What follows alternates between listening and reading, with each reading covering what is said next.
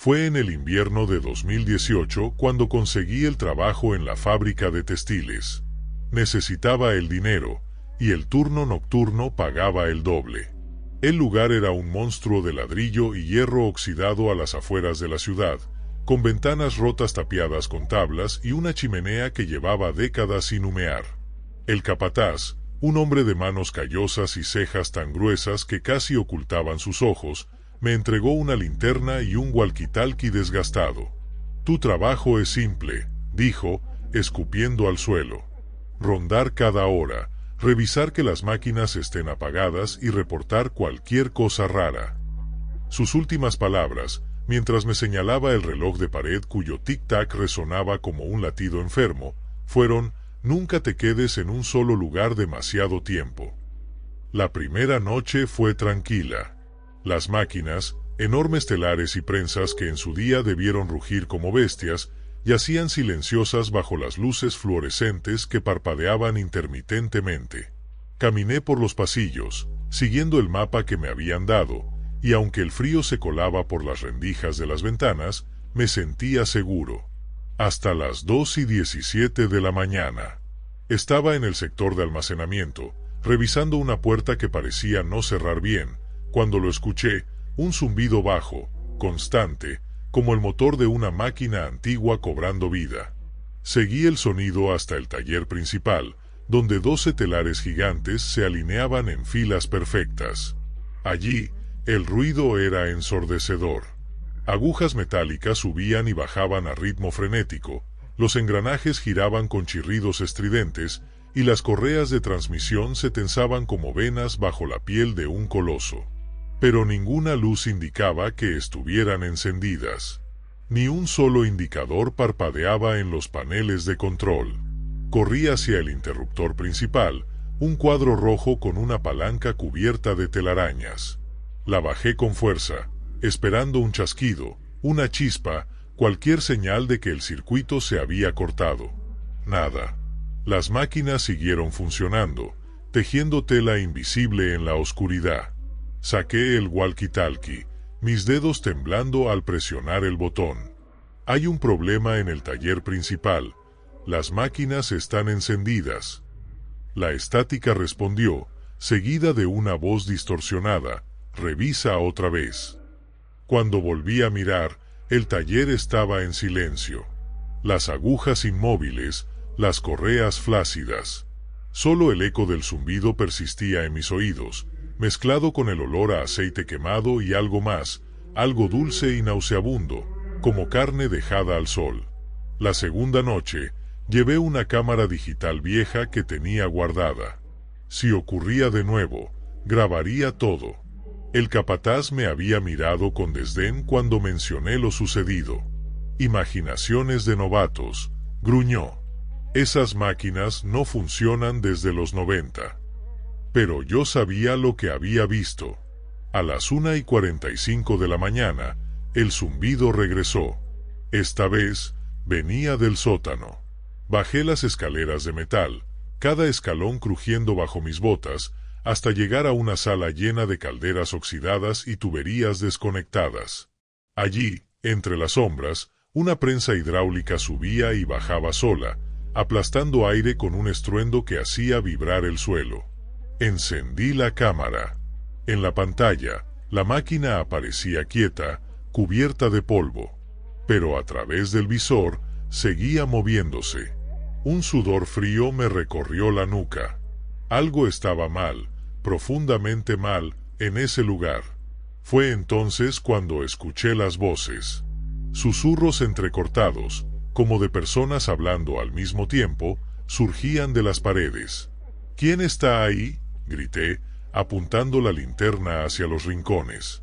La luz reveló algo en el suelo, huellas de botas recientes, más pequeñas que las mías, que se dirigían hacia una puerta al fondo del sótano.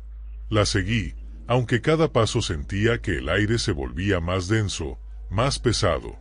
La puerta, marcada con un cartel de peligro, área restringida, estaba entreabierta. Dentro, encontré una oficina abandonada. Sillas volcadas, papeles esparcidos, y en la pared, Un calendario de 1992 con fechas marcadas en rojo. La última entrada decía: accidente en la prensa. Corte energía. El walkie-talkie crepitó. Vuelve arriba. Era la voz del capataz, pero no venía del dispositivo. Sonaba detrás de mí, en el pasillo. Giré, iluminando la oscuridad. No había nadie. Cuando volví a mirar la oficina, el calendario estaba en el suelo, y alguien había escrito con carbón en la pared: no debiste entrar. La tercera noche, decidí no rendirme.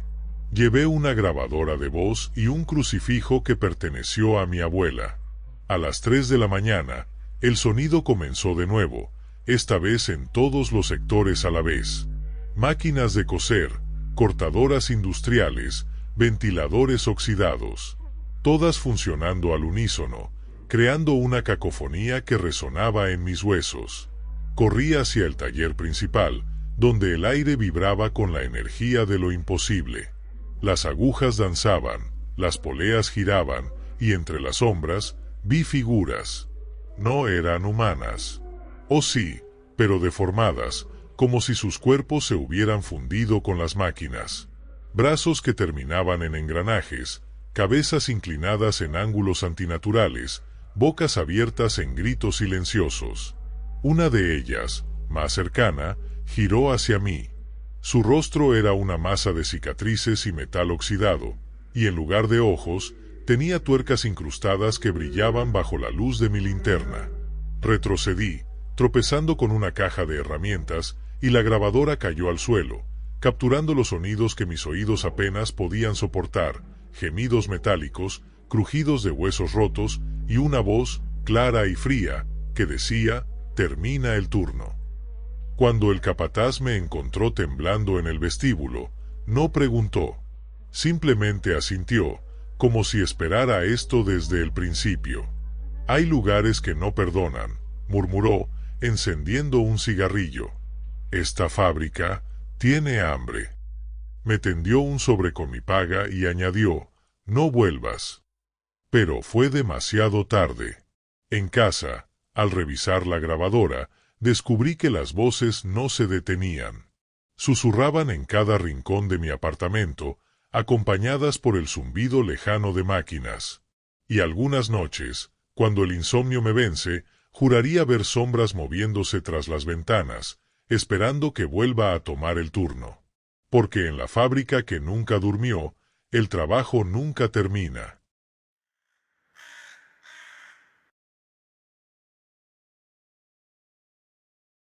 Trabajé en esa fábrica de muebles durante 3 meses, y aún hoy, cada vez que escucho el sonido de una sierra eléctrica, siento un escalofrío que me recorre desde la nuca hasta los talones.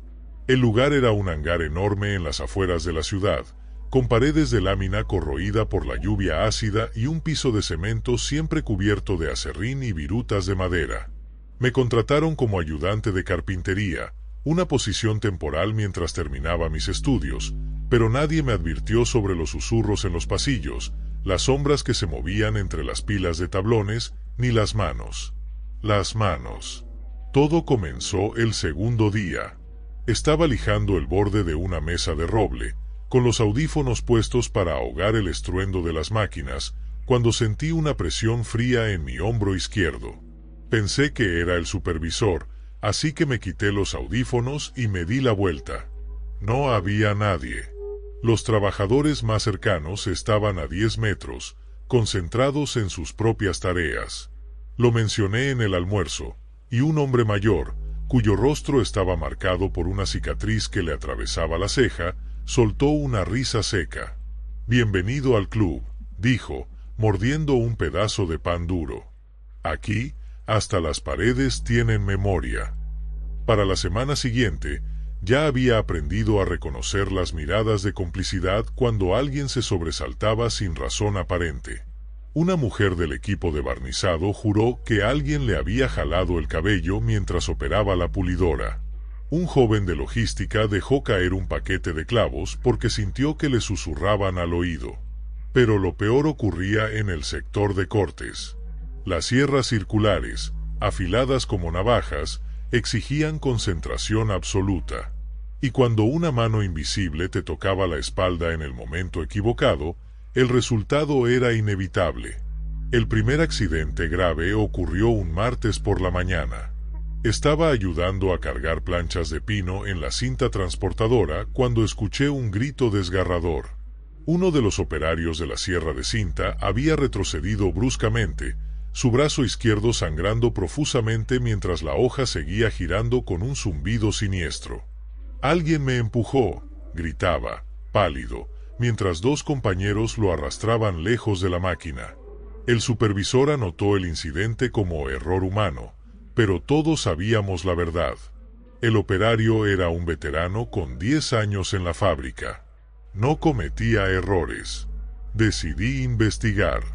En los archivos polvorientos de la Oficina de Recursos Humanos, encontré registros de incidentes similares que se remontaban a los años 80. Caídas inexplicables cerca de las prensas, herramientas que desaparecían y aparecían en lugares absurdos, y, siempre, los toques en los hombros. En un informe de 1992, una nota escrita a mano al margen decía: «Revisar turno nocturno. Los vigilantes reportan risas en el área de ensamblaje». Pero lo más revelador fue una fotografía en blanco y negro pegada en una esquina, un grupo de trabajadores posando frente a una máquina de vapor antigua, todos sonrientes excepto un hombre en la fila trasera. Su rostro estaba desenfocado, como si se hubiera movido al momento de la toma, y sus manos, grandes y callosas, descansaban sobre los hombros de dos compañeros que miraban hacia adelante sin notarlo. Esa noche, voluntarié para quedarme a terminar un pedido urgente. Quería comprobar algo. El hangar, iluminado solo por las luces de emergencia, era un laberinto de sombras danzantes. Me situé frente a una de las sierras detenidas, encendí mi linterna y esperé. Las horas pasaron lentas, el frío penetrando mi chaqueta de trabajo, hasta que, cerca de la medianoche, lo sentí. Un dedo helado trazó una línea desde mi hombro hasta la base del cuello. Me di la vuelta, iluminando el espacio detrás de mí. Nada. Pero entonces, el motor de la sierra cobró vida con un rugido repentino. Corrí hacia el panel de control, pero los interruptores estaban en posición de apagado. La hoja giraba cada vez más rápido, lanzando chispas al cortar el aire vacío. El sonido era ensordecedor, un lamento metálico que resonaba en mis huesos. Y entre el estrépito, escuché algo más: voces. No palabras claras, sino fragmentos, como conversaciones ahogadas bajo el piso. Agachado junto a la máquina, iluminé la parte inferior con la linterna. Allí, entre los engranajes cubiertos de grasa seca, había algo atrapado. Un trozo de tela, manchado de un color oscuro que no quise identificar, y una llave oxidada con el número 47 grabado. Al día siguiente, pregunté discretamente sobre la llave. El hombre de la cicatriz en la ceja palideció. «Esa era de los casilleros viejos», murmuró. «Los quitaron después del accidente de 1998». Según su relato, un trabajador había quedado atrapado en la sala de calderas durante un turno nocturno. Lo encontraron 3 días después, muerto de deshidratación, con marcas de arañazos en la puerta que nadie podía explicar. «Dicen que su casillero nunca se abrió», añadió, «hasta que un día apareció vacío». La última noche que pisé la fábrica, ocurrió lo inevitable. Estaba en el área de lijado, apurándome para salir temprano, cuando una mano invisible me empujó con fuerza hacia la máquina en funcionamiento. Logré detenerme a centímetros de la banda abrasiva, pero al volverme, vi algo que aún me persigue, una figura alta, desdibujada, con manos que parecían extenderse más allá de lo natural, retrocediendo hacia la oscuridad del almacén. Corrí sin mirar atrás, dejando mis herramientas y mi chaqueta tiradas. Al renunciar, el supervisor no intentó retenerme. Solo asintió, como si ya hubiera visto esta escena antes. «Algunos lugares guardan más que madera y clavos», dijo, firmando mi salida con una pluma que temblaba levemente. Ahora, cada vez que paso frente a una maderería, el olor a pino recién cortado me transporta de vuelta. Y aunque he cambiado de trabajo, de ciudad, de vida, aún siento a veces ese toque helado en el hombro, seguido de un susurro que no logro descifrar. Como si las manos que nunca descansaron aún me reclamaran, desde las sombras, para terminar un turno que alguien más abandonó.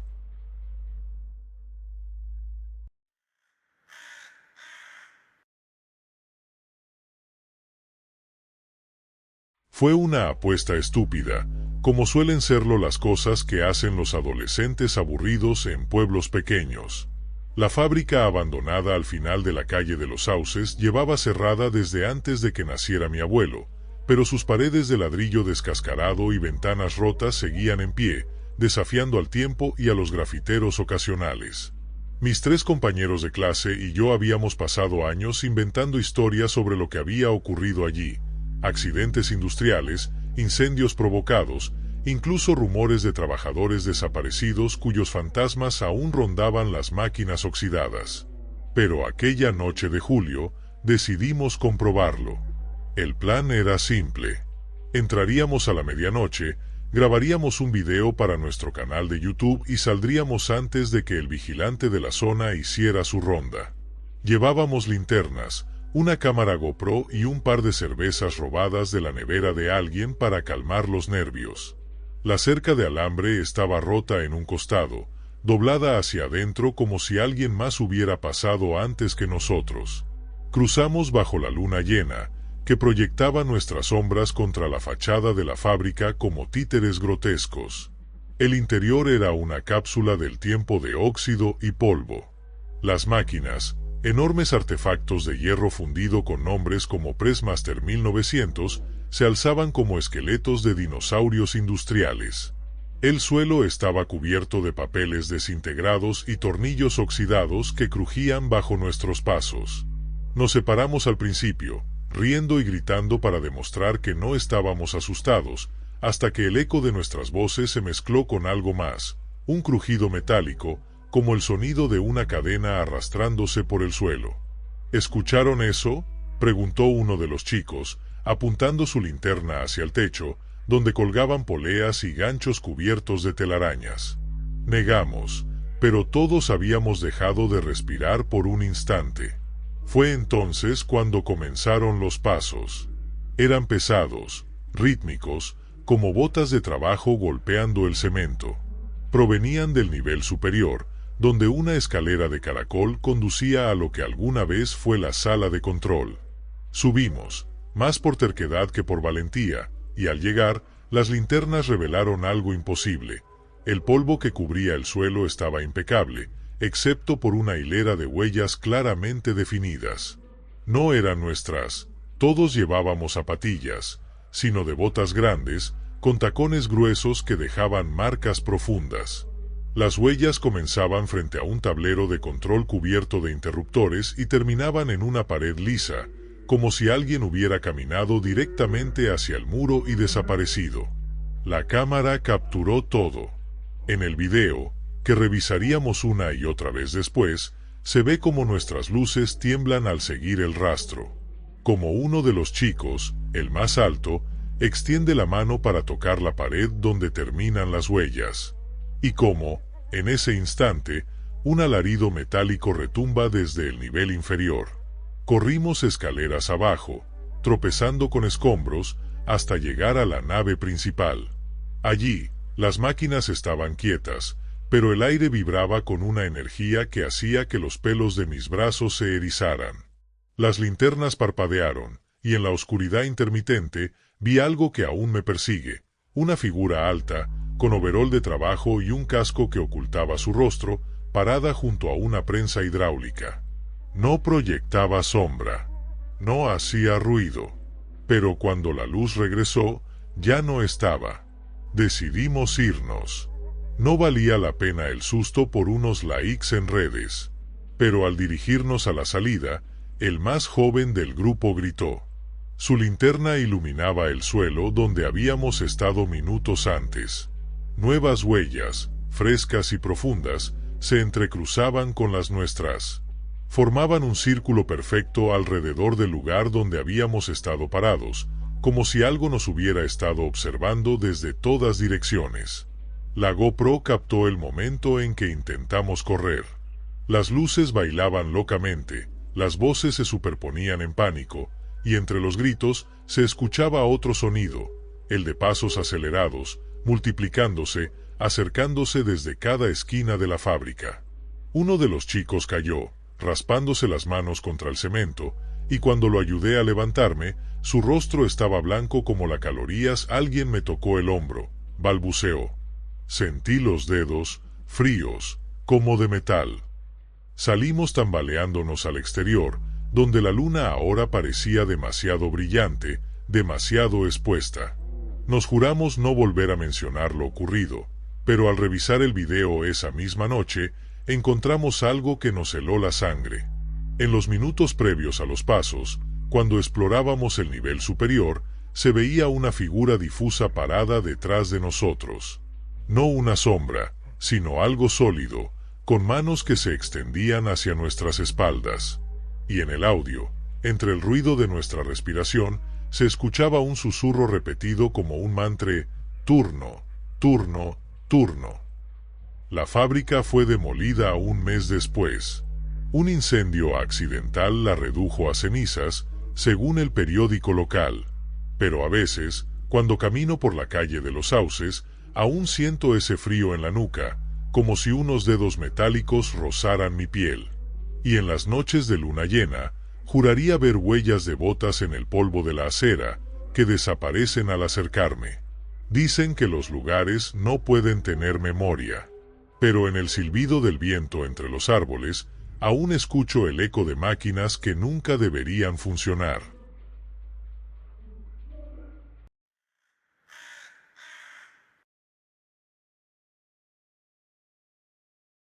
Era diciembre, y el invierno había convertido las calles alrededor de la fábrica en pasillos de hielo y sombras.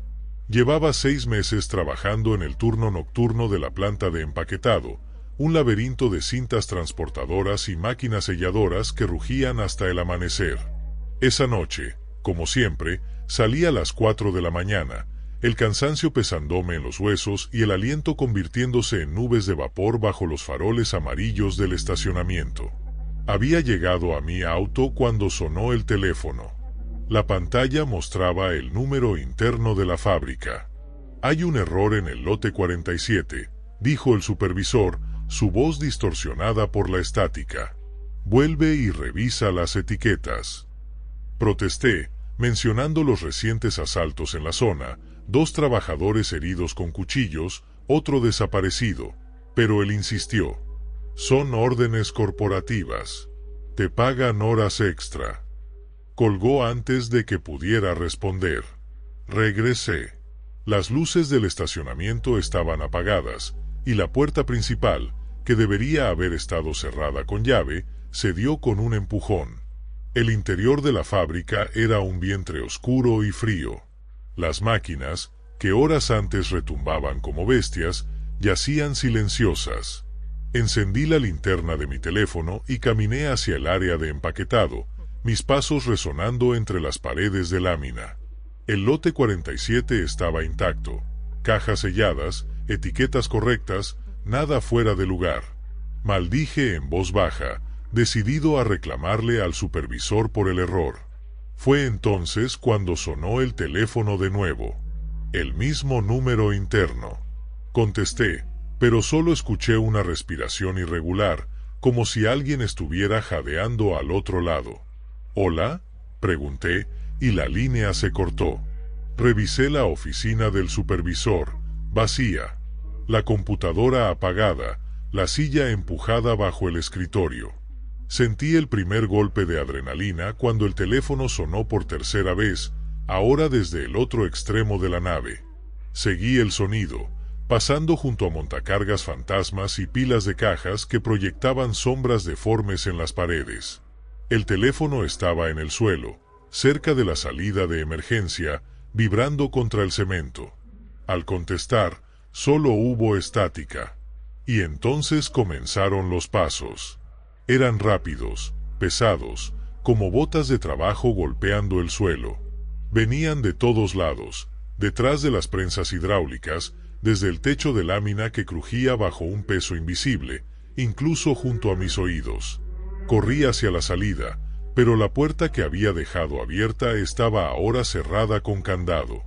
Las llaves traqueteaban en mi bolsillo mientras forcejeaba, y en el reflejo del vidrio sucio vi algo que me paralizó, una silueta alta, sin rostro, parada a 3 metros detrás de mí, los brazos extendidos como alas rotas. El candado cedió de un golpe. Salí al estacionamiento, el aire helado cortándome la cara, y los pasos me siguieron. No eran humanos. Sonaban a metal arrastrándose, a cadenas sueltas chocando contra el cemento. No me atreví a mirar atrás.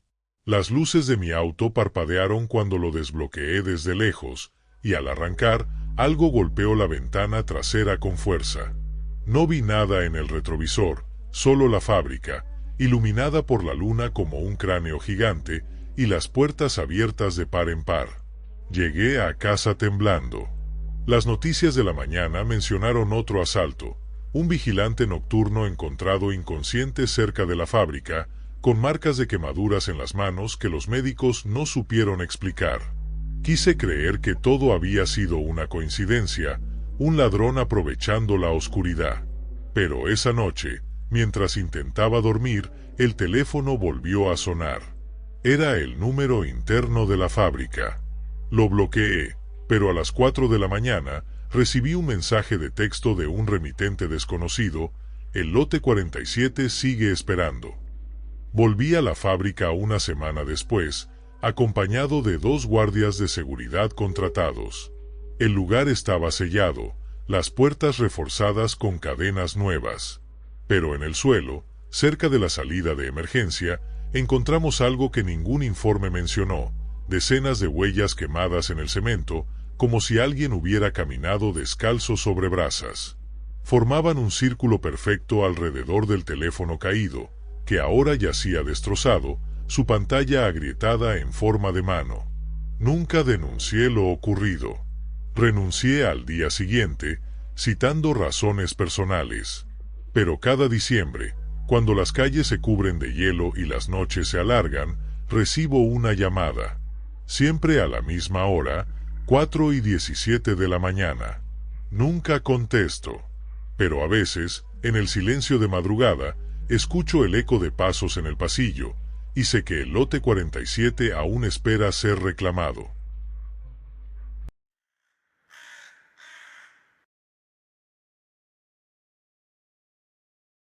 Trabajé en la fundición de acero durante 18 meses, y aunque el calor de los hornos me dejó cicatrices en los brazos, fueron los sonidos lo que nunca logré borrar de mi memoria. La fábrica, una estructura de ladrillo negro construida en los años 40, se alzaba al borde de un río contaminado, sus ventanas altas y estrechas cubiertas por una capa perpetua de hollín. El turno nocturno era el más solitario: 4 hombres alimentando lingoteras, revisando temperaturas y soportando el silbido constante de las válvulas de vapor. Hasta que llegaron las voces. Todo comenzó un jueves de octubre. Estaba junto a la prensa hidráulica, ajustando un tornillo flojo, cuando escuché un susurro rasposo proveniente de la ventana más cercana. Pensé que era el viento colándose por los huecos del marco oxidado, pero al acercarme, distinguí palabras, fragmentos incoherentes, como una conversación ahogada bajo el rugido de los hornos. ¿Alguien está ahí?, grité, asomando la cabeza al exterior. La noche estaba quieta, el río brillando bajo la luna como una serpiente de petróleo. No había nadie. Al día siguiente, durante la pausa del café, uno de los operarios más viejos, un hombre de manos quemadas y cejas ausentes, comentó entre risas: «Anoche escuché a mi esposa llamarme desde afuera». Casi le creo. Los demás rieron, pero noté el temblor en su taza de plástico. Para el fin de semana, todos habíamos oído cosas. Voces que imitaban a seres queridos, risas infantiles entre el sonido de las máquinas, incluso órdenes en un idioma que nadie reconocía pero que, de algún modo, entendíamos. El supervisor, un tipo práctico con una pistola de aceite siempre en el cinturón, nos amenazó con despidos si seguíamos inventando tonterías. Pero las voces persistieron, y se volvieron más claras. Una madrugada, mientras sellaba un lote de vigas, escuché a mi madre, murmurando mi nombre, como solía hacerlo cuando era niño y me despertaba con pesadillas. Corrí hacia la ventana, empujando una pila de chatarra para alcanzar el vidrio sucio. Afuera, bajo la luz amarillenta de un farol, vi algo que me detuvo en seco, una mano, pálida y delgada, golpeando el cristal desde el otro lado. No había cuerpo, ni rostro. Solo esos dedos largos, arañando el hollín acumulado, dejando marcas que brillaban bajo la luna. Grité, y cuando los demás llegaron, las marcas habían desaparecido. Decidimos investigar. Tras el turno, armados con linternas y barras de hierro, recorrimos el perímetro de la fábrica. El muro exterior, de 3 metros de altura, estaba cubierto de grafitis y carteles de peligro. Pero en la esquina noreste, cerca de la vieja sala de calderas, encontramos una grieta. No era un simple agujero, se extendía desde el suelo hasta el techo, como si alguien hubiera partido el ladrillo con un hacha gigante. Y dentro de la grieta, incrustado en el cemento, había un objeto que nos heló la sangre. Era un zapato de trabajo, viejo y deformado por el calor, con un tobillo de yeso aún adherido a la caña. El operario más joven vomitó contra la pared mientras el resto nos mirábamos en silencio. Todos conocíamos la historia no oficial de la fábrica. En 1983, un trabajador había quedado atrapado en un horno durante una falla mecánica. Nunca encontraron el cuerpo. Las voces se intensificaron después de eso. Ya no eran susurros, sino gritos desgarradores que atravesaban los vidrios como agujas. Las máquinas, por algún motivo, funcionaban más lento durante esos episodios, como si algo estuviera drenando su energía. Una noche, el operario de las cejas quemadas desapareció. Lo último que dijo fue que iba a cerrar la grieta del muro. Lo encontraron al amanecer, sentado frente al horno número 4, repitiendo una frase en bucle: "Ellos quieren salir". El supervisor lo despidió por desestabilizar al equipo. Pero nosotros sabíamos la verdad. Las cámaras de seguridad mostraban algo que las autoridades descartaron como un fallo técnico. En cada cuadro donde aparecían las ventanas, se veían sombras alargadas, como dedos entrelazándose en el marco. Y en el audio, entre el ruido de fondo, se escuchaban las mismas palabras que el operario repetía. La última noche que pisé la fundición, las voces se materializaron dentro del edificio. Estaba solo, completando un reporte de producción, cuando el teléfono interno sonó. Del otro lado, alguien respiraba con dificultad, acompañado de un crujido metálico, como huesos siendo triturados en una prensa. Colgué, pero el sonido continuó. Venía de las paredes, del techo, de las propias máquinas. Corrí hacia la salida, y en cada ventana que pasaba, las manos golpeaban los cristales, no desde afuera, sino desde adentro, como si algo intentara escapar de la fábrica. Al cruzar la puerta, una explosión sacudió el edificio. El horno número 4, apagado desde hacía años, había entrado en erupción, lanzando llamas verdes que iluminaron la noche como un falso amanecer. Los bomberos encontraron la grieta del muro sellada, el cemento derretido y solidificado en forma de olas. Pero lo más inquietante fue lo que no encontraron: ni rastro del operario desaparecido, ni del zapato incrustado, ni de las voces que seguían grabadas en los teléfonos de seguridad. Ahora, cada vez que paso frente a una construcción vieja, me detengo a observar las ventanas. Y a veces, cuando el viento sopla en un ángulo preciso, juraría escuchar un susurro entre los ladrillos, como si las paredes, después de todo, tuvieran algo que decir.